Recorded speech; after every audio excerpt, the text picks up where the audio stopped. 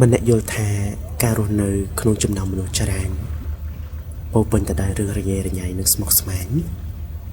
អ្នកគួរតែឆ្លៀតឱកាសក្នុងការដើរកម្សាន្តម្នាក់ឯង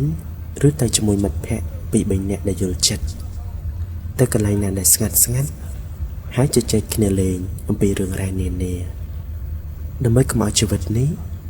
ជាប់ជំពាក់និងពោពេញទៅដោយសម្លេងរំខាននេះជាបទពិសោធន៍របស់ខ្ញុំផ្ទាល់ខ្លួន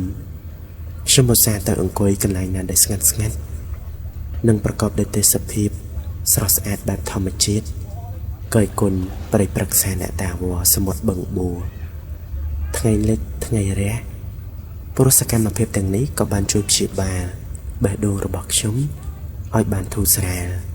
ពីរឿងរ៉ាវដែលតានតឹងនិងការងារដ៏ច្រើនសម្បូរបែបនៅក្នុងជីវិតនេះ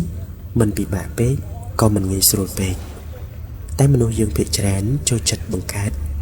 នៅគំនិតនិងភាពស្មុគស្មាញឲ្យខ្លួនឯងគិតរឿងនេះរឿងនោះហើយក៏បន្ថែមសម្ពាធឲ្យខ្លួនឯងមិនអាចរស់នៅដោយភាពស្ងប់ស្ងាត់និងប្រព្រឹត្តទៅតាមធម្មជាតិច្បាប់លោកីនោះឡើយទើបបានជាយើងម្នាក់កើតទុកឈឺចាប់មិនស្រាកស្រានលុះថ្ងៃ